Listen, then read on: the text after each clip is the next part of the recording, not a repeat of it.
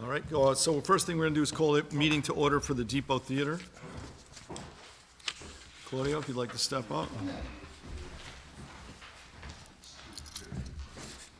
Under the Philipstown Depot Theater's bylaws, at their annual meeting, the members of the corporation, the town board, plus one member of the Recreation Commission, currently Claudio Marzolo, and one appointee from the Philipstown Depot Theater's directors, currently Steve Ives, elect one-third of the Philipstown Depot Theater's board of directors each year for a 3-year term. This takes place at the time of the town board's reorganization meeting. Actually, we missed that. Each year or at any time designated by the board. The Philipstown Depot Theater has nominated the following 4 directors for re-election in the class of 2027. Stephen G. Ives, Peter Weed, Charles Dupree, and Jim Simmelman, all of Garrison, New York. Okay, can I call the meeting to order? We do have a quorum, correct? We have at least 4 of the 7 members. We'd like to nominate Stephen G. Ives, 51 Chapman Road, Garrison, Peter Weed, 12 Old Cat Rock Road, Garrison, Charles Dupree, Travis Corners Road, Garrison, and Jim Semmelman, Route 9, Dean, Garrison. Claudia, are you the only guy from Cold Spring on this board? We do. It just so happens that it's about half and half. Gotcha. But Okay. it just so happened that these Hi, Joe. 4 fell this time. I think in a couple of years we'll have one where that'll be all Cold Spring. Okay, great. Okay, we have the nominations. Can I get a second on the nominations? Second. All in favor? Aye. And I vote aye. Motion to adjourn. So moved. All right, thank you. Thank you very much. Got a home run 5. Do you get a cut for that meeting too, for the Depot Theater? Okay, can we all rise for the pledge? Allegiance to the flag of the United States of America and to the republic for which it stands, one nation, under God, indivisible, with liberty and justice for all. If we could all just remain standing for a moment of silence in honor of the passing of our 39th president, Jimmy Carter.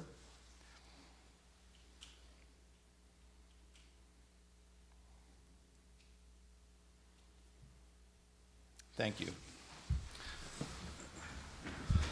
All righty. Approval of minutes, monthly meeting December 5th, 2024.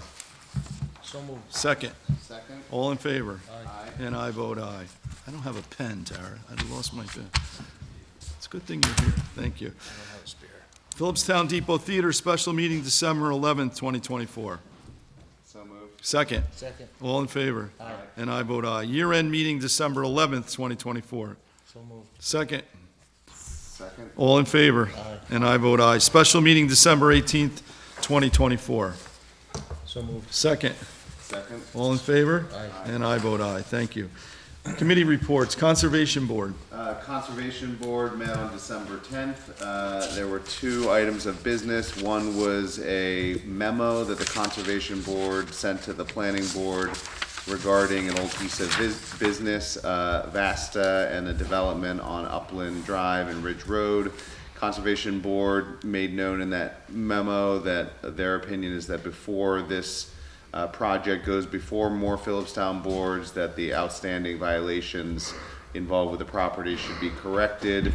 And the Conservation Board recommended a workshop with the Planning Board, the Conservation Board, the Zoning Board, Town Council, Engineer, and Building Inspector around a workshop around how development should proceed at Upland Drive and the Ridge Road Development District, since those regulations were changed. The second piece of business, which sounds like a good idea. Second piece of business was a project at 346 Indian Brook Road. Applicant is seeking 2 permits, one to construct a driveway and drainage pipe, and the second to expand a dwelling and septic tank. Conservation Board conducted a site visit. They had a couple changes to a bridge project and driveway project, which the homeowner is happy to make. That was it for business. The next Conservation Board meeting is this upcoming Tuesday, the 14th at 7:30. Alrighty, thank you very much. Recreation, do you have that? I do not. Okay, Judy, as you all know, this meeting was scheduled for last Thursday, and we had to postpone because we had a few illnesses. We didn't have a clerk that could take care of the meeting. So Judy is away, so we will get a report from her next month, a double. Philipstown Hub, you do have something for the... I do, yeah. Judy gave me this report to give out. The Philipstown Hub was proud to acknowledge the 5th anniversary commemoration, proud to get the local resolution from the town board. The Hub held several public free events in November, including Friday, November 15th at their new location, a grief support group for adults, a gingerbread house making event. They've held a second private grief support group for Haldane students that have experienced losses in recent months. They're working directly with the school administration to initiate outreach again and care. The group met on Thursday, November 21st. The Hub received funding from the community foundations of the Hudson Valley and will be highlighted in their upcoming campaign to support local nonprofits. In addition, the Hub will be receiving a grant in support of free programs from the Henderson Foundation. The next meeting of the Hub's Board of Directors will take place on Wednesday, December 11th, which I guess is past. The Hub will hold several events and peer support groups in December.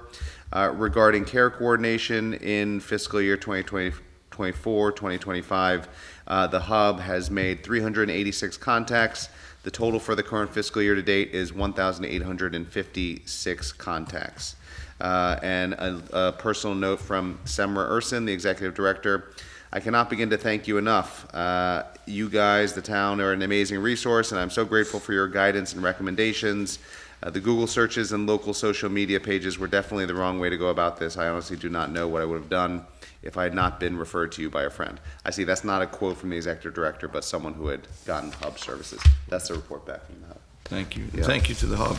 Planning Board, Okay, the planning board, I attended the planning board on December 19th, had a full agenda. There was correspondence, Quinzella Plaza, 3626 Route 9, Cold Spring, the extension of asking for the 45-day extension.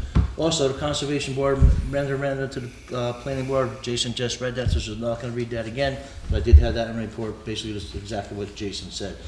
We had 2 public hearings. The first public hearing was at Garrison Golf Course in Shakespeare. During their second, this is phase 2. This phase 2 is for the artist housing.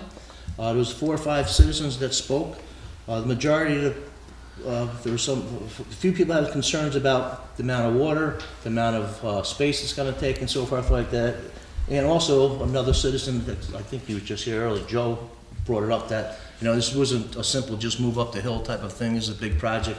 Joe also brought his concerns about that.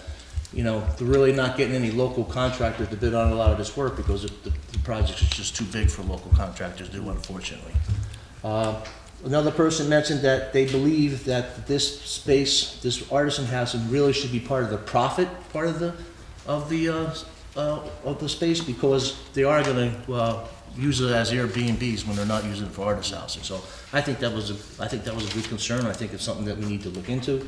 I mean, especially if we're going to have to pay taxes, on that. So I think that's a good idea that someone brought up. Anyway, the public hearing was closed. And they'll move on to next meeting, which will be a week from today. As a matter of fact, the Hudson Highland Reserve also had a public hearing. They've been in front of the planning board now close to 11 years now. Everyone's well aware of this project. There was some concerns there too. There's 24 houses. There's going to be 24 additional wells. So the concern was how much all these different wells is the environment going to be able to sustain these 24 separate wells. And there's going to be a common septic system, though, but the well is an issue. One other person brought up, they thought it'd be a good idea to have a dog park up there, and the applicant was going to take that into consideration. So, well, they can have our dog park. I'd be happy to give it away. come on, I'm up there every day. So that public hearing remained open, though, still. They wanted to keep that open for another month or so. Old business, there was no old business. Under new business, Philipstown Depot Theater, backstage, 982 Route 9, 9 Garrison. They're looking to build a building, 175 square foot commercial building to support the Philipstown Depot Theater, to provide storage, workshop, rehearsal space. The project will include construction of a new driveway, parking spaces, a septic, And I think they could possibly use the well that we put in, maybe, we don't know that yet, we'll have to see if that, how that comes down the road. Anyway, the board can classify this as a major project, unlisted seeker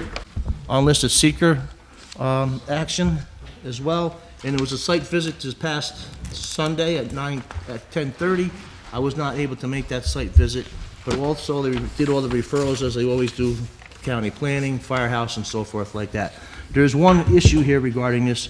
The building, since the building's over 3,000 square foot, the deed that we have between us, the town, and the open space, they can't exceed 3,000 square feet. So we have to either look at reducing the size of this, or there's a possibility they maybe find a different location for this building to be built. Further, this will be probably come up on the next week's meeting as well. Last thing on the agenda was Rosemary Corbett, Trust, 548 East Mountain Road. They're looking to do a minor subdivision. They have like 50 or 60 acres up there, and it's basically just wanted to subdivide it so it's more in line, it's more even. So there's basically going to be just a lot line adjustment on that. So they said there was no public hearing needed and no need for a site visit. Meeting was adjourned at 9:20. Next meeting is scheduled for January 16th, 7:30. Thank you. End the report. Thank you, Bob. And Meg, welcome. I'm sorry. Zoning. Sorry I'm late. I'm lucky to say that the zoning board actually was canceled. The meeting was canceled last Monday, and the next meeting will be on, I want to say, what's that, the first Monday in February, which is February 3rd. Thank you. Yep. Highway. Highway. Work performed at the Philipstown Highway Department, submitted by Adam Hoteling. Happy New Year, everybody. Crews have been out busy clearing pipes, waterways, blowing leaves while the weather is still allowable. We've also had several times out plowing, salting for minor winter storms already. Crews have also been cutting brush along the roads. We are asking all residents to help taking down trees along their property lines that are overhanging the roads. It would be helpful to them to have them cut, or branches. We appreciate your help. Final road paving for the year was finished. A small portion of Indian Brook Road between Moog Road and the Bird Sanctuary. I don't know if anyone's taken a ride down there, but I think it's much improved now with that blacktop. And not only that, much more safe than it was before, in my opinion. Foundry Pond Road from Lake Surprise to Purcelli Lane. Highway salt shed was also, the entrance was also paved. Had very few phone calls this month, about 10. Roughly spent $4,300 on vehicle maintenance for the month of December. Submitted by Adam Hoteling, Highway Superintendent. Thank you very much. Building and land, I have nothing. Cemetery committee, We have nothing for the cemetery committee. just frozen, basically. Okay. Moving on to the agenda. You're up, Tara. First is a resolution extending the intermunicipal agreement with the Village of Cold Spring for shared services in operation of the food scrap recycling program. Jason, you want to comment? No, just that I think we had and Bob's on the food scraps committee as well. I think we had a great pilot extending the town's food scrap recycling program to the Village of Cold Spring through a partnership with them. And it seems like we just want to extend it again, but it's been, I think, really beneficial to have a food scraps drop-off point in the village. I think it's been well used. I think it's been very well used. Yeah. It definitely has been. Every now and then I do go down here on Tuesdays. At the end of the day, they're both bins It's a are full. hop in place. Yeah. Great. Wonderful. So can I get a motion to approve the intermunicipal agreement with the Village of Cold Spring for food scrap recycling? So moved. Second. Second. All in favor? Aye. And I vote aye. Next is a resolution authorizing Supervisor Van Tassel to sign the agreement between the Town of Philipstown and the Putnam County Humane Society for the provision of dog shelter services for the year 2025. This is our annual agreement with the Yep. shelter. We need to have a place to take the dogs if we do detain one, so this is our location. Can I get a motion approving or authorizing me to sign the contract with the Putnam County Humane Society? So moved. Second. Second. All in favor? Aye. Aye. And I vote aye. Next is a resolution authorizing Supervisor Van Tassel to sign the contract with Ronald J. Gaynor, PEP LLC for fiscal year 2025. So Ron has been with the town for a long time and has quite a wealth of knowledge of the town of Philipstown. I appreciate the work he does with us. We have been utilizing SLR on some other projects as well, so we will continue to do that, but I'm happy to sign another contract with Ron Gaynor going into 2025. Can I get a motion approving that? So moved. Second. Second. All in favor? Aye. And I vote aye. Next is a resolution approving the Horton Road LLC proposed homeowners association bylaws, and this is a roll call vote. So I hope everybody read every one of these bylaws. There's a lot of reading there. Sure is. There's the bylaws, so, they are very extensive. If you look through them, the color of your mailbox, the color of your roof, the color of your fence, everything is identified. So, I'm quite confident in the fact that most of it will be self-governed and watched. There's quite a list of officers, and the process to be an officer is quite extensive also. So, can I get a motion to adopt the? Can I ask a quick question? Sure, before? of course you can. This is Steve. This is one. I would just say like they're doing in their bylaws. Yeah. Their members. They're doing a lot of good things environmentally. Oh, So absolutely. that's kind of a credit to them. And then Steve, since we've been all talking about solar, there is a piece of their members regulations that say you can only have 50% of a rooftop be solar and no ground mount solar is allowed. We're looking at this solar policy that explicitly allows ground mount. Is that a conflict if the town has a private? No, the solar restriction in the homeowners association is mostly aesthetic. They don't want to have people have it in their minds, some people have it in their minds, that solar doesn't look good. The panels on the roof, certainly not the ground-mounted panels. And that's the approach this developer wanted to take to the look of the houses within the subdivision.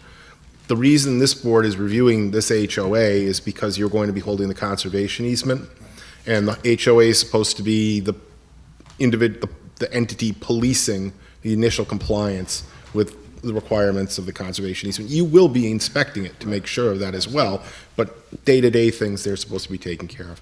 And for the most part, 99% that's in here. My memo indicates there are a few things, as far as tree removal, for example, that need to be beefed up, and they will be beefed up before the planning board approves them. But the planning board required that it come to you to get a look and your blessing, and the resolution you will be, if you adopt it, will be approving it subject to changes and conditions that the planning board may include. So Thank you. I think you're well served. The solar law for the town, the proposed solar, that would supersede their? Oh, no. The solar law provides that these are improvements that can be made, but if a property owner wants to impose restrictive covenants, or in this case, homeowners bylaws, which say that you can only install less, then that would govern, yeah. Okay. All right. Thanks. Any other question? No, good.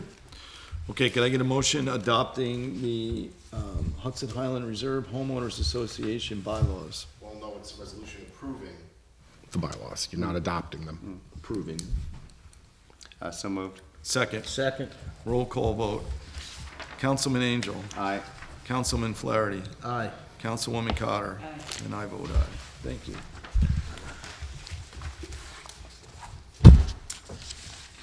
Next is a resolution for discontinuance and abandonment of a portion of Spy Pond Road, and this is a roll call vote.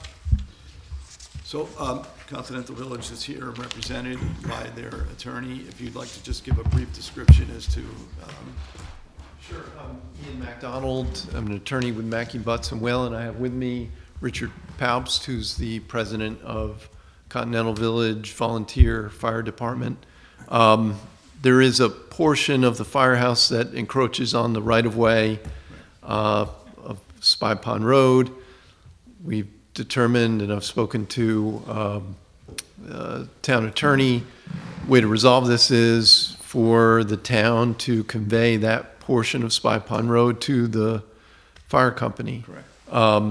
And my understanding is that the town is more than willing to do that. As you would expect to go with that, you'll be giving up the maintenance requirement. Correct. Like I said, we have some others we'd like to give. to. Right. I'll speak to Richard about that, whether the company's willing to do that. Probably not, assume that additional maintenance responsibility. But along with the conveyance of the portion of Spy Pond Road that's going to be abandoned, the town will be reserving a right-of-way so that you'll be able to drive plows and turn around your, it actually applies to any town vehicles. Right. But I think main intent is the snow plows. Right. I went down and looked at the site. If you're familiar with it, if you're not familiar, it's basically a dead end. It's the cul-de-sac. The only thing at the cul-de-sac is the firehouse. Correct. You've been utilizing it as the parking area for the fire department for how many years?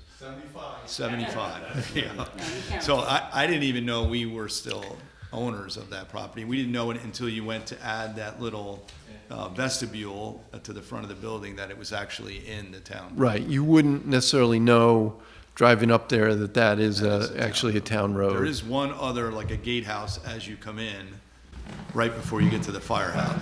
A private, right, which will still have access in and out with no problem. So I fully support it. I appreciate all the work the Continental Village Fire Department does and all the fire departments and ambulance. But, so I support it. Anybody have any questions? So, all right. Okay. Thank you. Good. Thank you. So I don't think we need to read through this resolution, but you've all read through it. There's copies available. Can I get a motion discontinuing and abandonment of portion of Spy Pond Road? So moved. Second. Second. Councilwoman Cotter. Aye.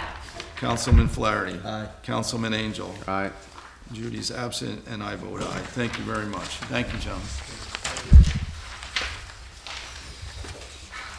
Next is a discussion review of the submitted proposals to assist the town board in the review of the Hudson Highland Fjord Trail Draft Generic Environmental Impact Statement. So on December 4th, we were given the DGIS for the Hudson Highland Fjord Trail. It's a 750-page document. I am third of the way through it. There's a lot to digest. We spoke last month and through with Steve Gaba, the council, as to an approach. I feel, we feel that there is a need to hire a consulting firm to do a deep dive into this and to give us a professional opinion to the DGIS. I mean, I've read some of the stuff. I don't agree with it. I think there's some certain lacking items that are in the DGIS, and again, I'm only a third of the way through. So on top of everything else, we did write a letter to the state requesting an extension. We did get a 30-day extension, so it's a total of 90 days. What was the cutoff date now? It's March 4th. March 4th. It was another 30 days. So we do have two, Public hearings are still the same though, right? what's that? Isn't there a public hearing? Public hearing is remaining the same, so, but that, I wasn't planning on making any presentation at the public hearing. I'm hoping to do everything in writing. We did ask the Conservation Board to give us their opinion and any comments that they have in regards to the DGIS as well. So they're digging into it. I know Max is digging into it and hoping to get a hefty response to present to the state of New York. So we did reach out to two firms.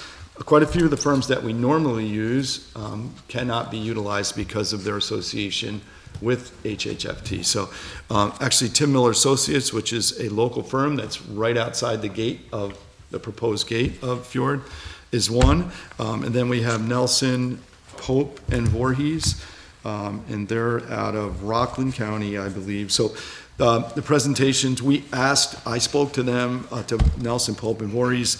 Bobby and I met with Tim Miller Associates. Of course, this was evolving very quick. We met Christmas Eve or the day before, Yeah. the 23rd. We did get two proposals. One is $18,500. The other one is $7,500. Tim Miller Associates is $7,500. So I think they know the community. They're thorough. They're local. They have the qualifications, and I would suggest that we go ahead and hire Tim Miller Associates to do the dive. Any questions? No? I mean, I just had a few, I mean, you asked us to review the Tim Miller Associates and the, what's it, Nelson Pope Yes. Voorhees. I just had a few thoughts. I mean, they're not really questions. They're you know, my first thought was like, well, we really need, because of how hot the conversation is and how both ends of the spectrum feel so strongly, is just really objective analysis of the DGIS. I was at first a little bit, and I've got nothing but respect for Tim Miller Associates, because they're in front of the Conservation Board all the time, and I think they do a fantastic job. But my first feeling was like, it's too bad that they're in the project area, because we really want somebody who is objective. But at the same, so that is just a concern, you know. But so I think. But the Nelson Pope Voorhees, their proposal, just maybe because it was such a quick turnaround, didn't have very much detail. Although it's 30 pages, Although it's 30 pages. there's a lot in there that. That really has nothing to do with it. Yeah, that has nothing to do with the project. Although they seem very, very Well, they're well. professional. They seem very professional. I had a similar concern, being that they are so close. I actually contacted Steve to say, are they gonna be discredited because they are literally at the gate, the Yeah. proposed gate? And Steve, you didn't think that it would be an issue? No, this is a situation where you aren't asking for determinations to be made by somebody you're hiring. What you're asking them to do is to look at the DGEIS and say whether it has adequately addressed the potential adverse impacts which have been presented. And what they say is either going to be substantively something that you can point to and say, there's a defect, or it's not. There's not a lot of room to be biased in evaluating a DGEIS, at least not for what you're doing at this point. This isn't a finding statement. This is just, were the issues that were listed in the scope adequately addressed in the DGEIS? So I'm not concerned at all about any claim of bias or having an interest in the project. The work that they do is either going to stand on its own or it's not. Yeah. Yeah, I mean, I guess I would add that I don't really have, as we were considering this, called and talked to Steve Marino very quickly to ask him questions, and he said, look, we don't have any, we haven't had any significant contracts with HHFT. We flagged their wetlands, and they haven't made any public comments about the Fjord Trail. So, and I have nothing but respect for their work, but that was just an initial concern. But I think that, I And think it's over. the price difference is dramatic. Is dramatic. Yeah, yeah. It's huge. Anything else? Well, no, not only that, it's nice to keep the money within the community too. Yeah, it is. It's nice, They are local. when we can, obviously. Alrighty, so can I get a motion for us to hire Tim Miller Associates to do the review of this secret review for the DGIS for Hudson Highland Fjord Trail? Second. Second. All in favor? Aye. And I vote aye. Next is to schedule any workshops or meetings. So we have 2 public hearings scheduled for February 6th. We'll start those at 7:30, and then immediately following will be the regular monthly meeting at 7:30 on February 6th. So that'll all be, we did have a group come in looking for a workshop in January to do a review of the, I forget the name of the expressway recycling. yeah. Right, yeah. So we haven't heard back. I've been monitoring it quite closely. I've been in contact with the owner through code enforcement. There have been a few complaints since, but I think a bulk of it is under control. But I'd still willing to meet with them and discuss their options and what the permits are and what the hour of operations are. So we would have to schedule something towards the end of January. But as I said last night, we should plan on keeping a lot of weeks open during the month of January and the upcoming calendar year. So we used to meet every Wednesday of each month, and we used to have pre-board the night before. So I'm just encouraging people to keep that schedule open, and of course, the first Thursday in the month. So if we could all work on that. But I don't know, Tara, you want to reach out to them tomorrow, and we'll try to schedule something. We can send out an email when we're going to do that as well, so. No, I definitely think we need to meet with them because they did show up and Yeah, we yeah, said we definitely want to meet and we with them needed some earlier this time, year. and I wanted some time to try to, Didn't we want to quell interview it. some people? Oh, yes, oh, next Wednesday, we'd like to interview for Board of Assessment Review. Tara, did you? Yeah, I have to find out if Gordon's available Okay, first. why don't we schedule it for next Wednesday, and then if it 7:15, works. So, what But is that's that? interviews, that's, What's the date? Yeah, Next one. 15th, yeah, the 15th. yeah. 15th, so we'll do January 15th, 7 and 7:15, does that work? Yep.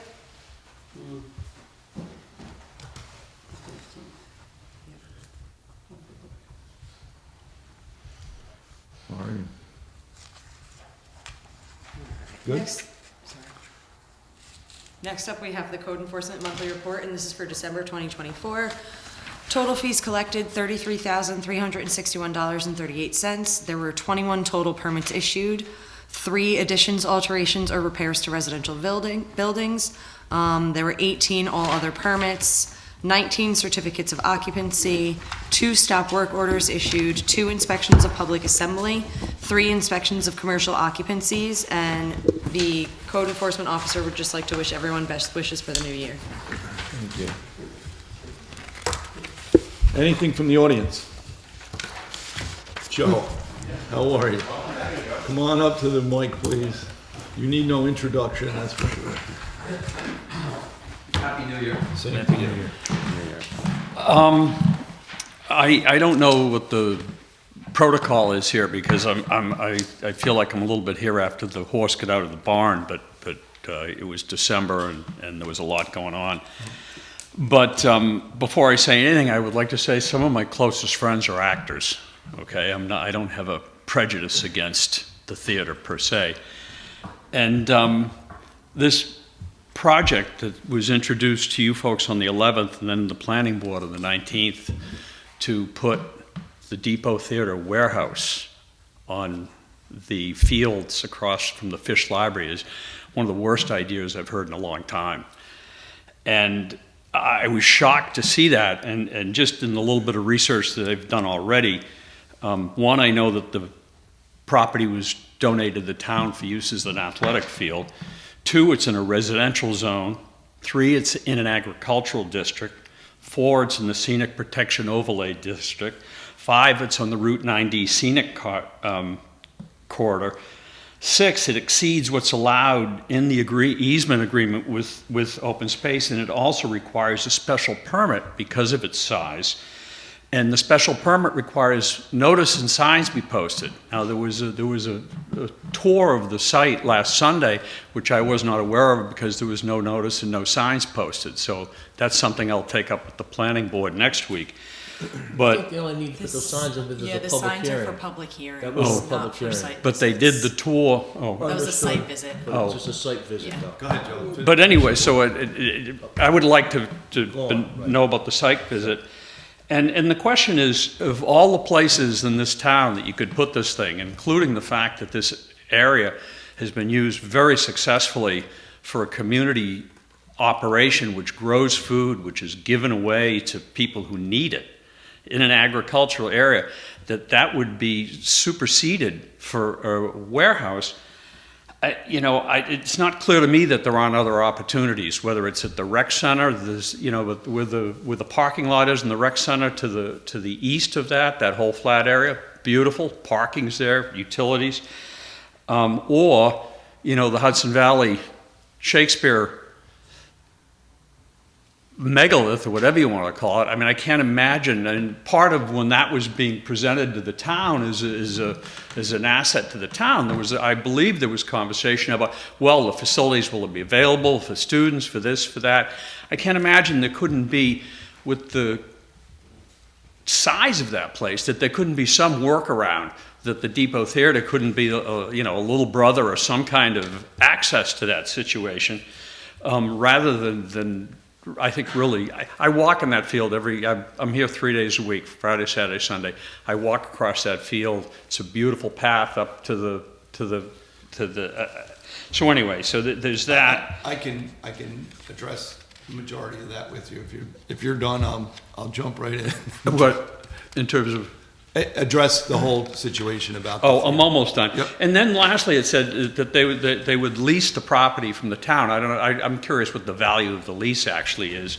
And, you know, this building, just by its size and as a builder, you know, I mean, if it $500 a foot, we're talking $2 million. That's a lot of money to come up with for a warehouse. And I don't see what the net benefit to the community is to take that piece of property and take it out of agricultural production.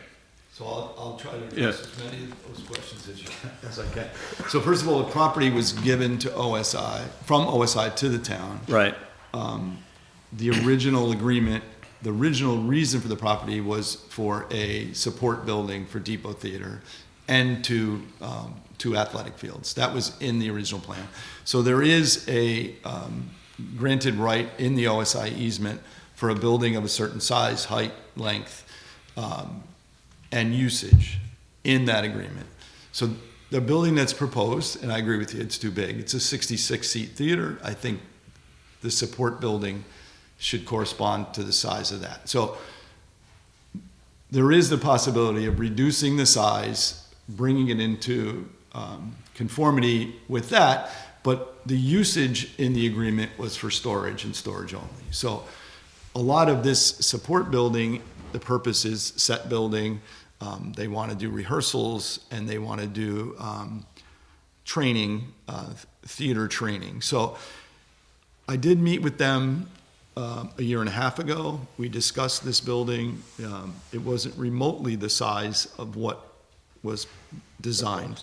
I appreciate all the work that went into the design. It's a beautiful building. And personally, I agree with you, it doesn't belong in that field. It's a beautiful pasture, and I don't think it should violate that. Although, right next to it is that phone company building. So that argument is there. I also, when this started, I agree with you about the sweet potato. That needs to continue. That there is no way that we're going to allow that program to be disrupted. I spoke with OSI last week. It was, you know, of course, over the holidays, we're trying to get this all. I spoke with OSI about other locations within the town, and of course, the town rec center came up.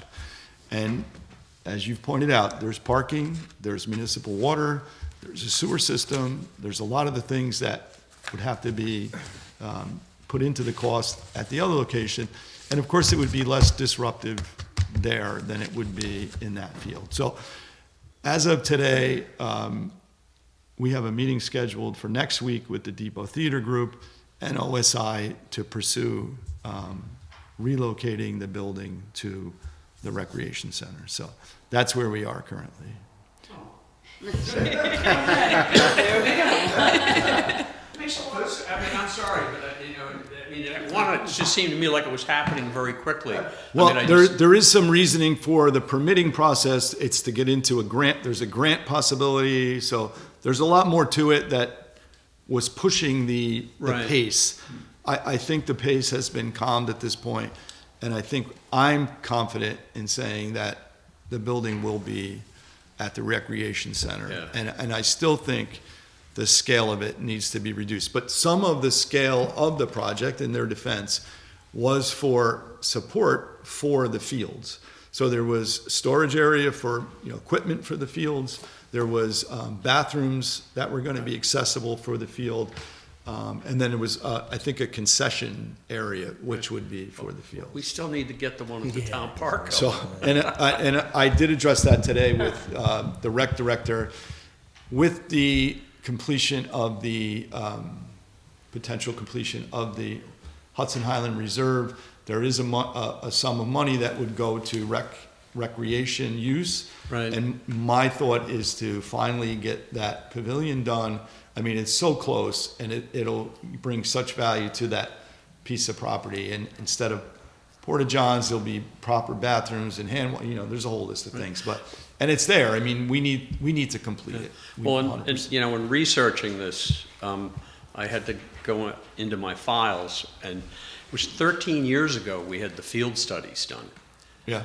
13 years ago. We did the field studies, and there was a whole So- range of things about improving the athletic facilities. Yeah. And this gets under my skin a little bit, that here we are talking about another multi-million-dollar project for the It would not theater. be, it would not be town funded, although what I put back onto them is, you know, a building that size is gonna cost money to maintain. Real money. A lot of money. I mean, the building was the size of town hall, basically, square footage wise. So we know what it costs to run this facility.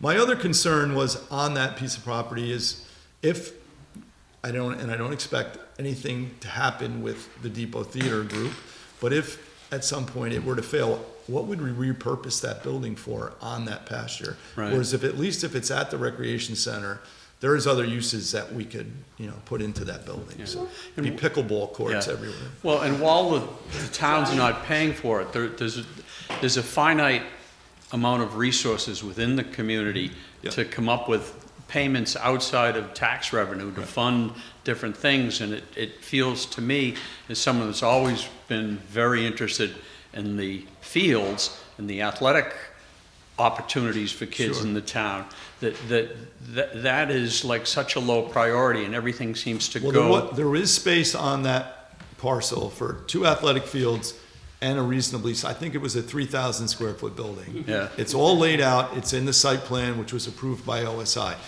But in order for them to change the site plan to Right. allow the other usage, one of the things we'd have to give up is parking, and we'd have to give up the athletic fields. Yeah. And originally, I probably was to blame for some of the confusion. I was like, we have more fields currently than we know what to do. We have plenty of fields. But then when I spoke with the rec commission and I spoke with the rec director, she said some of the programs are really exploding, and I'd hate to give up the opportunity of someday doing another field at that location. So they need to rein it back, get it into conformity, or I think the path forward is definitely at the recreation center. All right, thank you. Thank you. Thank you. So that was my whole next thing, was addressing that. It's all right, Joe. Anything else from the audience? Good? I Yes? submitted this afternoon, and probably after I don't think you were working. I saw it this evening. Okay. Yeah. So I submitted for the budget review. I saw that, thank you. Yeah, it would be something towards the end of the year, but I appreciate it. Thank you, Larry. Thank you. Thank you. Anything else? Good? All right. Anything from the town board? I have a couple of Oh, go ahead. One was the Depot Theater, which we've addressed. The other thing is, I contacted Bureau of Emergency Services today, No, I saw that. and I did circulate the email. So Kent EMS is up and running. They're professional. They have a new director who's got it. They have 20-hour-a-day coverage currently, so the county is still subsidizing the other 4 hours. But it's certainly a step in the right direction, and they are hiring more staff very soon, so hopefully they'll be 24/7, 365, like the rest of the ambulances in the community. So it was all my fault, but at least it's taken care of. They have it out there. And it's done.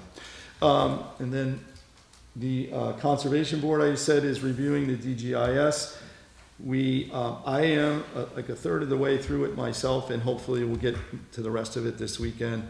And then, Steve, we should schedule something in the near future.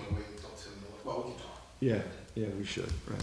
All right, that's it for me. Okay, one thing came up, as you know, we put an RFP out for solar for the highway right. garage. We only got one bid.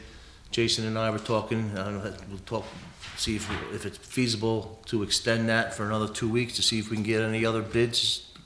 Steve, is that possible? Can we do that? Okay. We put an RFP out for a highway garage solar project, right? We only had one person that came in on the bid.